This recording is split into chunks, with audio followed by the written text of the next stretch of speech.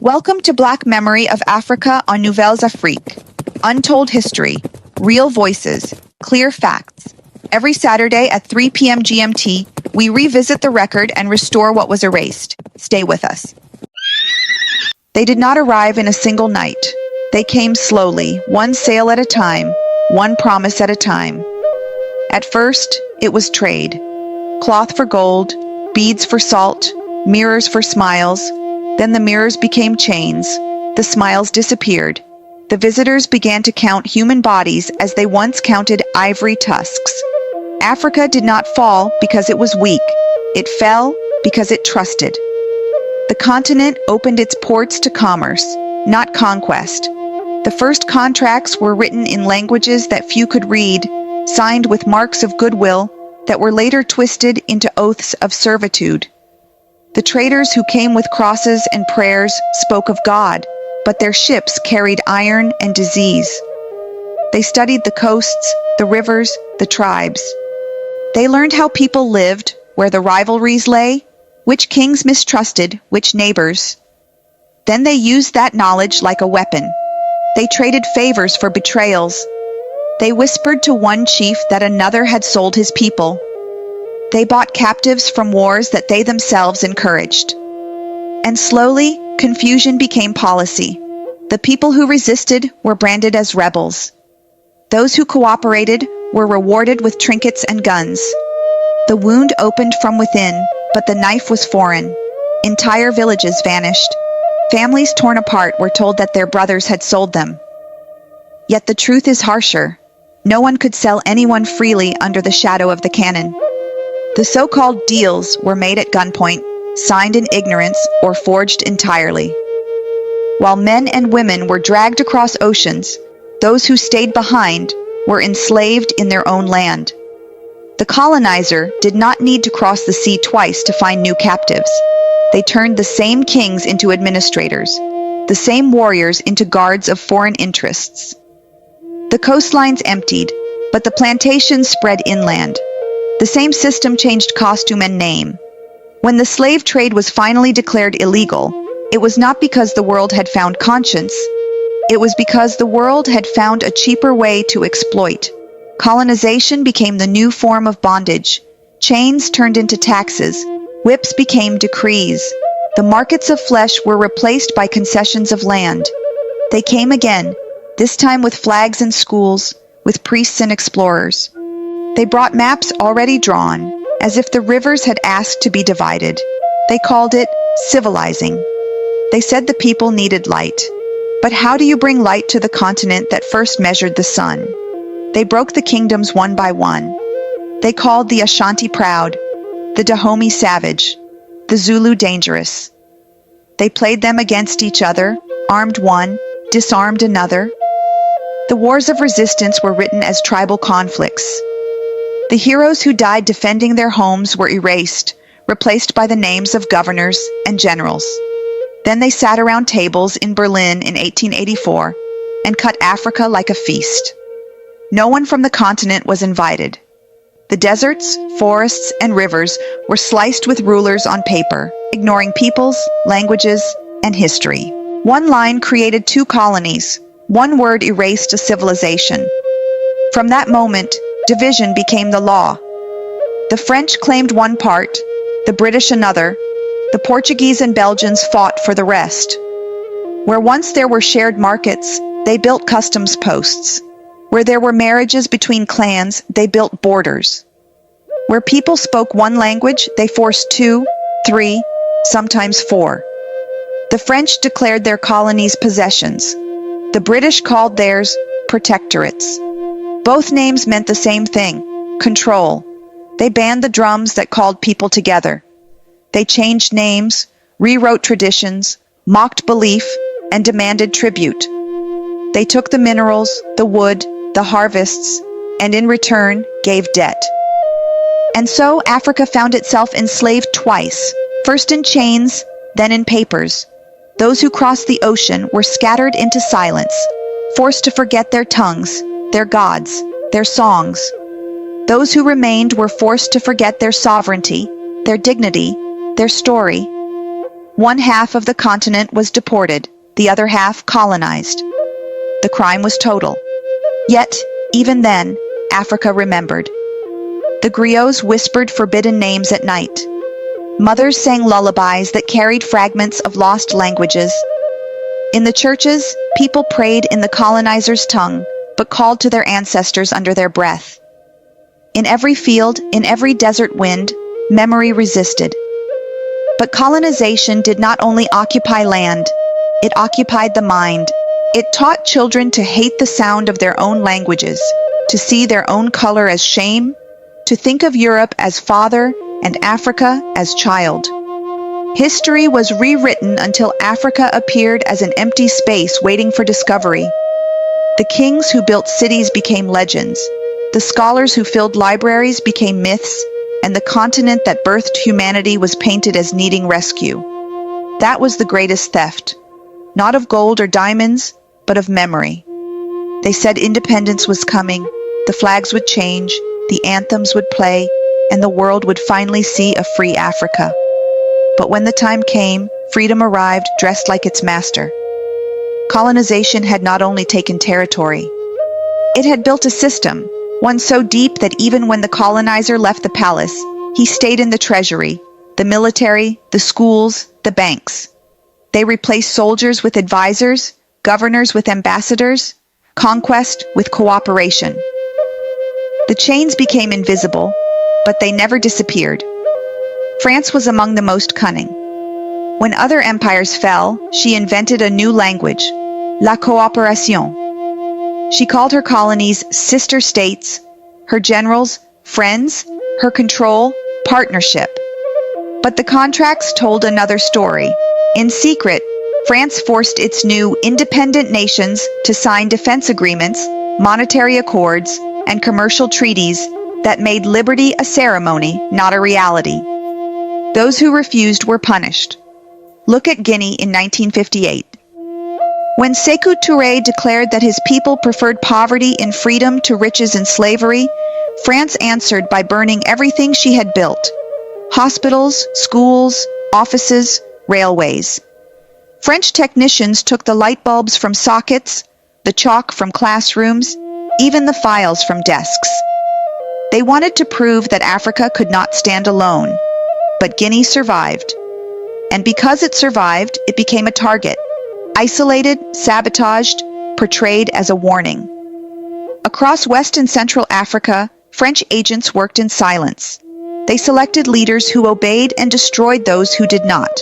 They built alliances with businessmen, military officers, and the church. The system had a name, France-Afrique. It meant that Paris ruled through proxies, men who spoke of independence while signing away sovereignty. The colonial army was never truly disbanded. It simply changed uniform. French troops remained stationed from Dakar to Djibouti. They trained local officers, taught them loyalty, not to the flag of their nations, but to the hand that paid them. When elections produced inconvenient leaders, coups appeared like sudden storms. Some were planned in African capitals, others in Paris itself. Thomas Sankara understood this too clearly. He spoke of self-reliance, refused luxury, and dared to say that Africa must stop feeding the hands that strangled it. He told the world that debt was a modern form of slavery, a system designed to keep Africa working for others. But he was betrayed by those who feared his courage. The bullet that killed Sankara was not only Burkinabe, it was signed in the shadows of foreign embassies, sealed with promises of aid. While leaders fell, France secured control where it mattered most, the money. In 1945, they created the CFA franc, Colonies Françaises d'Afrique. After independence, they changed the name to Communauté Financière Africaine. The words changed, but the chain remained.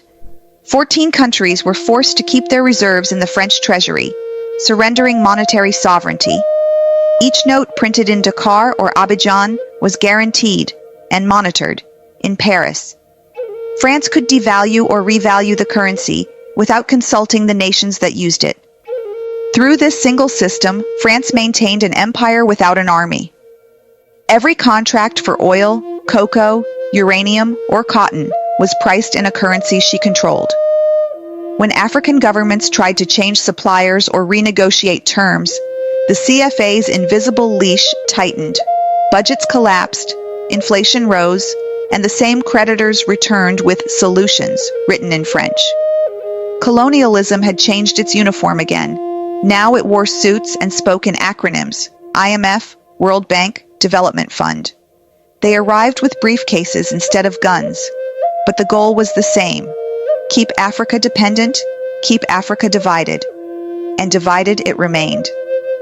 The borders drawn in Berlin became walls between minds.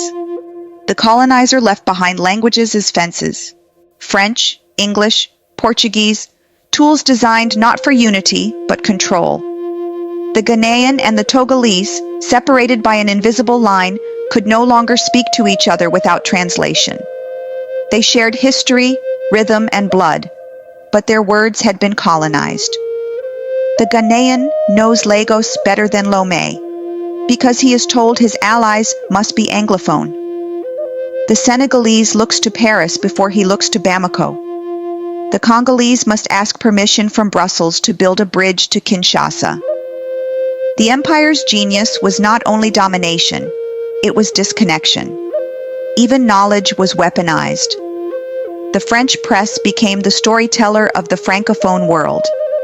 It told Africans who they were, what they should think, who was hero and who was villain.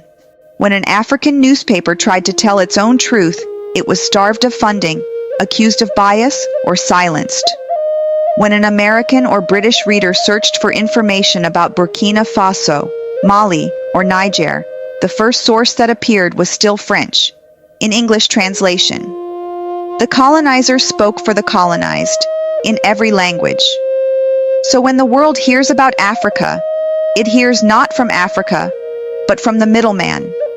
The same voice that once called us savages now calls us unstable.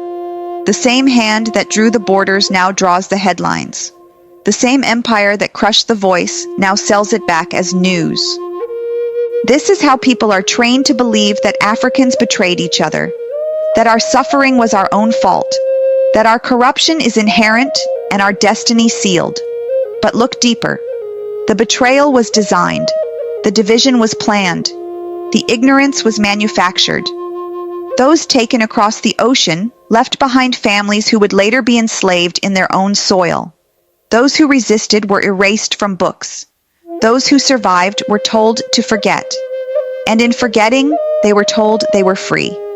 But memory is not a crime. It is a weapon. They called it independence. But Africa woke up in a room without windows. The flags were new. The names were African. The speeches were proud. But the ceiling was still owned by someone else. The laws were written in foreign tongues, the judges trained in foreign courts, the soldiers armed by foreign factories.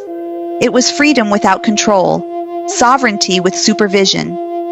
In the years that followed, the continent was divided again, not by colonizers with maps, but by their invisible systems. Francophone versus Anglophone, Lusophone versus Arabophone. The colonial languages became tribes of their own, breaking the very idea of African unity. Where neighbors once shared rivers and ancestors, they now shared suspicion. The Ghanaian listened to BBC and looked west to Nigeria. The Togolese turned his ear to RFI and looked north to Paris. Across one small border, the same people no longer understood each other's words. The deception was perfect. Divide the tongues, control the minds. Once divided, the same nations could be told different stories about themselves. The English press would describe the French colonies as unstable.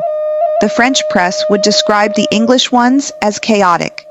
And both would agree that Africa could not govern itself. In Francophone Africa, the domination became linguistic hypnosis. Children were taught that their grandparents had no history before the French arrived. Textbooks began with Europe's kings, not Africa's. When they spoke of heroes, they mentioned Napoleon, not Samori Touré. They praised de Gaulle, not Umniobe. They remembered Versailles, not Tiaroye. The young learned to admire their oppressor, to measure progress by imitation, to think that success meant leaving home. And when these children grew up, they became the new elite, fluent in the colonizers' words, rewarded for obedience, ashamed of the languages that carried their ancestors' wisdom. The colonizer no longer needed to rule. The ruled had internalized his gaze. They policed themselves with accents and titles. They wore independence like a uniform sewn in another country. The economic chains tightened quietly. France guaranteed aid, but the aid was a loan. They promised partnership, but the partnership was profit. The deals were written in French law, payable in French banks, mediated by French companies. Uranium from Niger lit French cities, while Niamey remained in darkness. Ivory Coast grew cocoa for the world but could not control the price of a bean. Oil flowed from Gabon, but the schools had no books. And behind every contract was a clause of silence. No audits, no questions, no right to renegotiate without approval from Paris. The same colonial governors who once demanded tribute had become CEOs, ministers, consultants. The same generals who once wore khaki now wore suits. The empire had privatized itself, but it did not stop there. To keep control, France mastered the art of instability. When a leader refused to obey, his allies disappeared. When a country tried to nationalize its resources, its currency suddenly weakened. Protests appeared, militias emerged, the press cried, "Dictator." Then came sanctions, coups, or both. And always there was a justification: restoring democracy, ensuring stability, protecting citizens. Words used like bullets, polite enough to pass in the United Nations. The world applauded, believing Africa was saving itself from itself. They did not see the hand pulling the strings behind the curtain. The Anglophone side suffered the same disease in another dialect. The British, American, and later global corporations offered partnerships that left entire nations indebted. When the leaders objected, loans were cut, projects frozen, reputations destroyed. The same game, different language. Then came the media war. The same France that censored African journalists created international versions of its media houses, in English, Arabic, and Spanish. These networks became the official voice of Africa for the world. When an American searched for Burkina Faso, he found the French version in English. When an African abroad searched for Mali, he read the French summary of Malian reality. The colonizer translated the truth before Africa could tell it. This strategy did more than misinform. It redefined identity. It convinced Africans abroad that their countries were hopeless, and convinced the world that intervention was charity. It convinced the young that resistance was extremism, that sovereignty was backwardness, that liberation was chaos. It was mental warfare, fought with cameras instead of guns, headlines instead of bullets. And within this storm, Francophone Africa remained voiceless. The universities produced graduates who could quote Voltaire, but not Cheikh Anta Diop. The journalists could pronounce the names of Parisian streets, but not those of their own ancestors. The people were told that their salvation lay in imitation, in mastering the culture of their master. Meanwhile, those who dreamed of another Africa, Sankara, Lumumba, Nkrumah, Cabral, were hunted or betrayed. Their ideas survived only in whispers. Their names became cautionary tales for politicians who dared to think independently. The message was clear: you can be African, but not too free. And so the continent lived in a long twilight, neither colonized nor sovereign, neither mute nor heard. It worked, it prayed, it hoped, but it could not speak with one voice. The languages built to divide still divide. The Ghanaian does not hear the Burkinabe. The Burkinabe does not hear the Senegalese.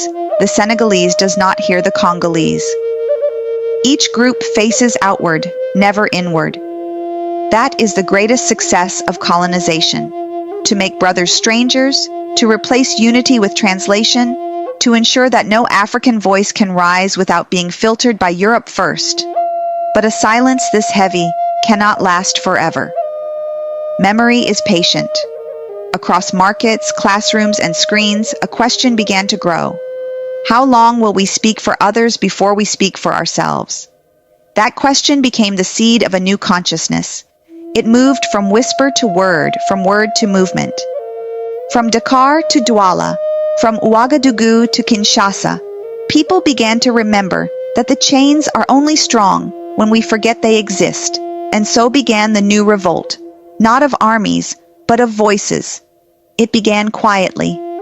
A podcast here, a blog there, a young journalist refusing to copy from AFP, a historian uploading scanned archives the colonizer never wanted to see again, a rapper from Ouagadougou sampling speeches from Sankara, a teacher in Dakar translating old manuscripts from Timbuktu into Wolof so that his students could read their own ancestors. Small sparks scattered across the continent. This was how the new struggle began, not with rifles, but with microphones, cameras, and keyboards. A war for narrative, for the right to name and explain oneself. Because after centuries of bondage, the greatest prison left standing was not built of iron, but of language. The colonizer's power had always depended on speaking for Africa. When Europe wanted to sell a story, it made Africa the background. When it wanted to justify intervention, it made Africa the excuse. Even after independence, Africa existed in headlines only as disaster or footnote. Floods, coups, famines, corruption, these were the only words that traveled. The rest of our reality, invention, beauty, faith, survival, was edited out. So the new generation stopped asking permission. They built their own cameras, their own radios, their own platforms.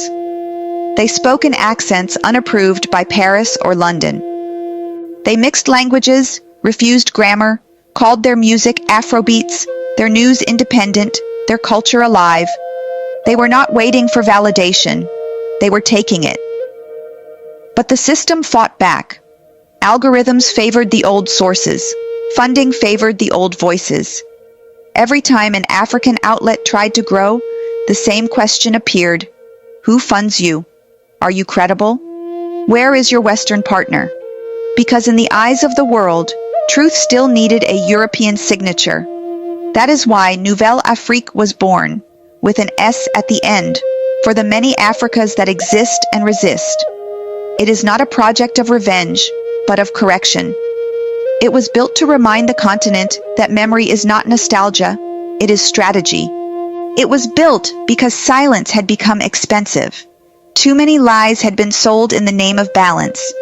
Too many futures lost in translation.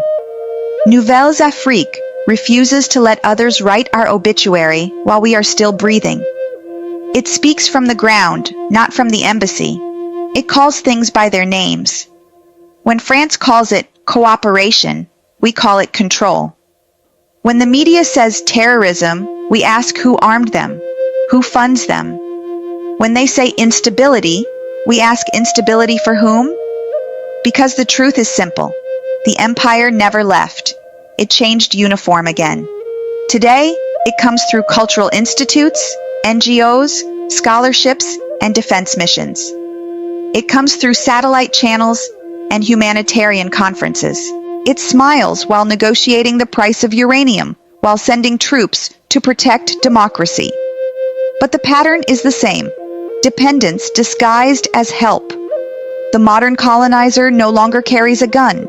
He carries a camera, a grant, a contract. He doesn't threaten you. He invites you. He doesn't conquer you. He funds you. He doesn't silence you. He partners with you.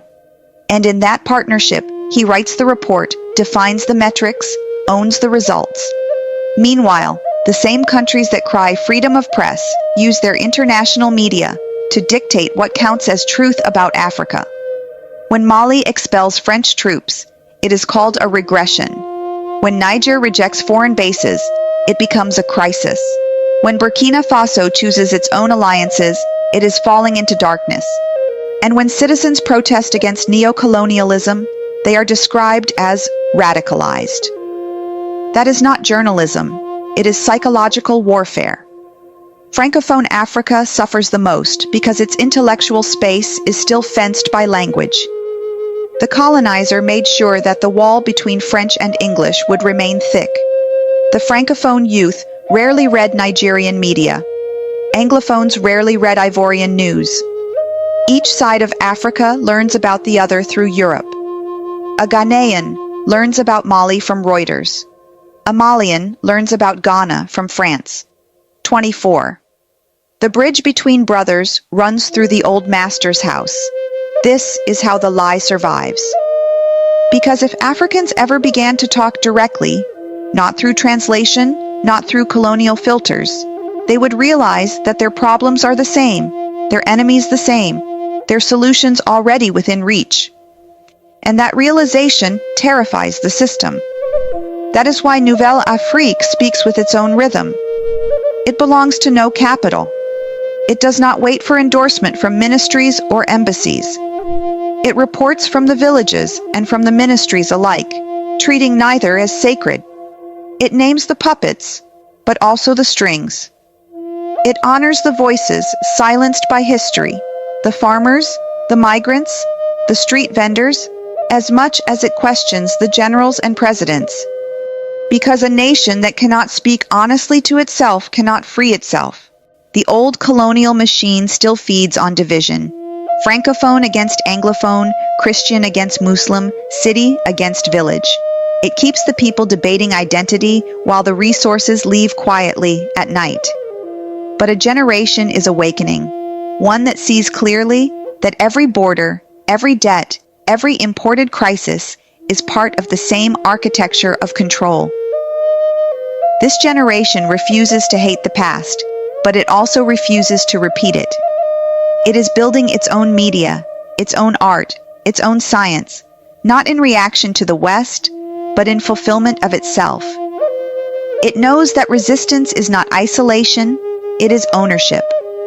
They tried to convince us that the story was over, that the world was already written, that we only needed to find a place inside someone else's narrative. But Nouvelles Afrique says no. The story is still being written in our languages by our hands. And if the colonizer still listens, let him hear this clearly. Africa is no longer asking to be understood. It is speaking for itself. It is morning in Africa, but the dawn is not quiet. It is the sound of keyboards in Lagos, microphones in Bamako, street chants in Ouaga, and young filmmakers in Douala editing truth faster than propaganda can hide it. This generation has no empire to overthrow because it sees that the empire now lives in code, in debt, in algorithms, in education systems that still teach the child of a free nation to dream in the language of the master. They understood that if colonization once came with ships, it now comes through screens. The same old narrative, polished, subtitled, globalized, still defines who we are, what we buy, what we fear, what we believe. When Africa speaks, its voice is compressed into hashtags and charity appeals. Its images are edited to fit someone else's headline. Its heroes are footnotes, its rebels caricatures. But the children of memory are not sleeping anymore. They are reclaiming the lens. From Nairobi to Niamey, young journalists film their own wars, tell their own stories, trace their own dead, and question their own leaders. They know that every time they publish a story, they are entering the battlefield of truth. Because the real battle now is narrative. Who tells the story of Africa, and in whose language? The colonizer has always understood that whoever controls the story controls the future. When France loses control of the military field, it fights harder for control of the microphone. When the West can no longer justify its presence through law, it does so through narrative. It teaches the world to fear an Africa that dares to think. They call it influence, but it is just a new name for domination. Through think tanks and media franchises, they explain Africa to itself as if Africa were too emotional, too tribal, too corrupt to speak logically. They translate our anger into threat, our unity into chaos, our sovereignty into nationalism. Then they export that version of us to the rest of the planet. But what they cannot erase is the rhythm. The rhythm of a continent that remembers. The rhythm that drums carry through silence. The rhythm that languages carry across the barriers they built.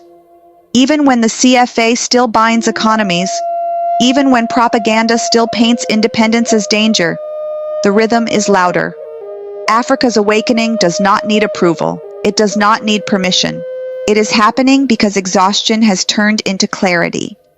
The same young people who are told to flee are staying. They are building solar grids in villages, rewriting school books, inventing technology that fits African reality, not Western fantasy.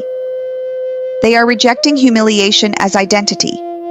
They have realized that the problem is not that Africa lacks genius, but that genius has been systematically misdirected, trained to serve others, to export value, to translate brilliance into statistics that make sense in someone else's report.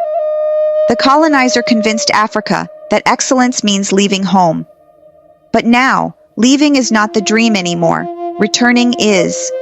Returning with skills, returning with defiance, returning with eyes open. And yet, this awakening is fragile because the empire is adapting again.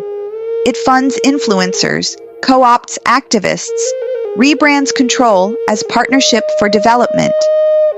It pays African experts to repeat colonial theories in fluent accents. It convinces the youth that revolution is only a post, that courage is only a tweet, that change is impossible without permission. But something deeper is forming. In the streets of Dakar, youth movements debate strategy instead of despair. In Lomé and Douala, citizens begin to record their councils and publish the minutes. In Niamey and Bamako, the people chant not against the West, but for themselves. The vocabulary is changing, not anti-Western, but pro-African. Not revenge, but recovery. And in that recovery lies the essence of liberation. Liberation is not romantic. It is not a song. It is work. Organizing economies, building schools that teach in local languages, writing laws that reflect African priorities, creating trade routes that bypass colonial ports, and producing information that does not wait for foreign validation. Liberation is journalism that does not tremble before embassy briefings. It is art that refuses exoticism. It is education that replaces memorization with consciousness. The new Africa is learning that independence was only the first step, and that real freedom begins when we stop looking at ourselves through imported mirrors. That is the mission of Nouvelles Afrique, to hold that mirror steady, to reflect Africa as it is, complex, contradictory, creative, and alive. To make sure that when the next child in Bamako or Accra or Cotonou searches the world for truth about their home, they will not have to read it in translation. We do not want pity. We want parity. We do not want charity. We want clarity.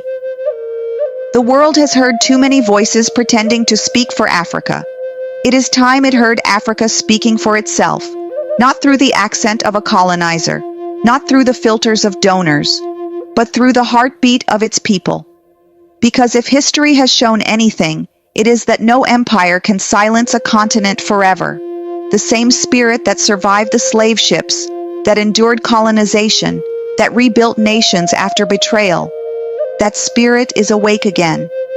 It does not ask for recognition. It demands respect. It does not beg for space. It creates it.